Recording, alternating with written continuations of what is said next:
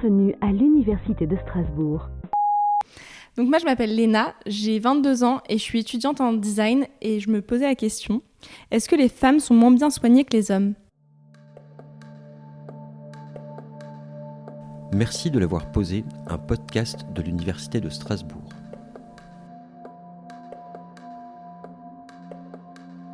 Merci Léna de l'avoir posé. Pour répondre à ta question, je suis allée voir Angelina Pace, chef de clinique des universités, au département de médecine générale et de formation territoriale de la faculté de médecine de Strasbourg, et médecin généraliste. Elle a réalisé sa thèse de doctorat sur les stéréotypes de genre associés à la féminité.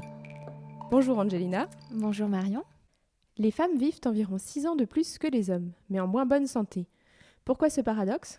Les femmes font face effectivement à des vulnérabilités spécifiques et à des inégalités de ressources, notamment financières. Les femmes ont des emplois plus précaires que les hommes. Elles ont souvent des emplois à mi-temps pour s'occuper des enfants. C'est d'ailleurs elles qui gèrent la majeure partie des charges domestiques et également qui assument en grande majorité le rôle d'aidante familiale. Tout cela a bien évidemment des conséquences sur leur santé. Dans votre thèse, vous avez mis en évidence que la médecine a été pensée par et pour les hommes. Vous pouvez un peu nous en parler ?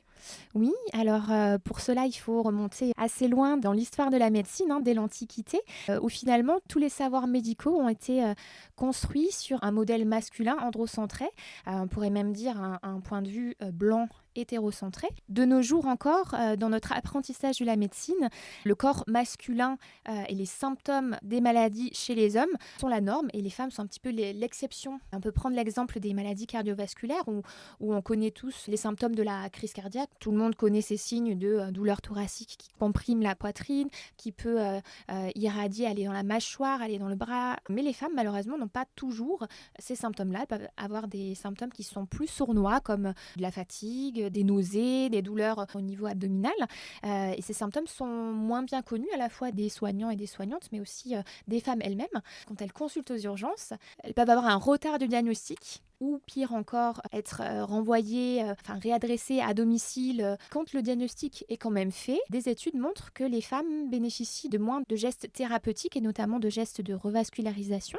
Elle ne représente aussi qu'un tiers des participantes aux essais cliniques dans le monde. Ça a pu être le cas notamment à cause de certains scandales médicamenteux. Ça a un petit peu refroidi effectivement la communauté scientifique au fait d'inclure des femmes dans les essais cliniques, de peur d'avoir des conséquences tératogènes si elles ont une grossesse en cours. Vous me parliez également d'une prise en charge qui était plus psychologisée chez la femme que chez l'homme. Oui, qu'on va leur rapporter leurs symptômes, à leur stress, à leur quotidien de vie qui est difficile, à de la fatigue, etc. Elles vont pouvoir s'entendre dire « c'est dans votre tête, madame ». Il y a aussi des violences dans la prise en charge que vous avez mises en évidence dans votre thèse à travers une pyramide. Vous pouvez nous en parler ? Tout en haut de la pyramide, on va trouver tout ce qui est violence explicite, agression sexuelle, agression verbale, non prise en compte du consentement des patientes lors d'un geste, etc. Mais voilà, la violence, ce n'est pas que ça. Et si on part au plus bas de la pyramide, qui serait la banalisation du sexisme par les soignants et les soignantes, on aurait des choses comme des blagues sexistes ou des propos qui reproduisent les stéréotypes de genre, par exemple des jugements sur le physique des patientes, notamment sur leur poids, sur leur pilosité, etc. Mais aussi sur tout ce qui touche à leur sexualité, à leur désir de maternité ou de non-maternité. Il y a aussi tout ce qui va être minimisation de la douleur et de la souffrance, on peut les qualifier de chochotte, de trop sensible, ce qui peut entraîner des retards diagnostiques d'une part, mais aussi des traitements insuffisants de leur douleur, notamment on pense par exemple aux douleurs menstruelles et à l'endométriose qui commence ces dernières années à être mieux reconnue par la communauté scientifique. On peut citer également le fait que la relation de soins est encore empreinte de beaucoup de paternalisme, donc avec une relation qui est asymétrique, hiérarchique. Elles disent recevoir peu d'explications sur les traitements qu'on leur propose, ne pas forcément avoir le choix, notamment en ce qui concerne la contraception.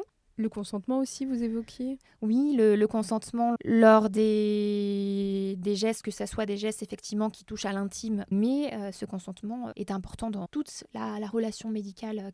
Vous allez poursuivre ce travail sur l'impact des stéréotypes de genre et des violences sur la santé des femmes avec la faculté de médecine à travers un projet de recherche participative, citoyenne et interdisciplinaire. pour réfléchir à cette question, mieux la qualifier, mieux la quantifier aussi, et puis réfléchir à des leviers et des pistes d'action pour améliorer la prise en soin des femmes et également la formation des soignants et des soignantes à ces questions pour qu'on puisse arriver à une approche des soins qui soit plus respectueuse des patientes. Si vous êtes intéressé par cette recherche participative, 2 réunions d'information sont organisées mardi 24 septembre et jeudi 3 octobre, de 19h à 20h15 à la Maison des Associations à Strasbourg. Eh bien, merci Angelina d'avoir été avec nous. Merci Marion.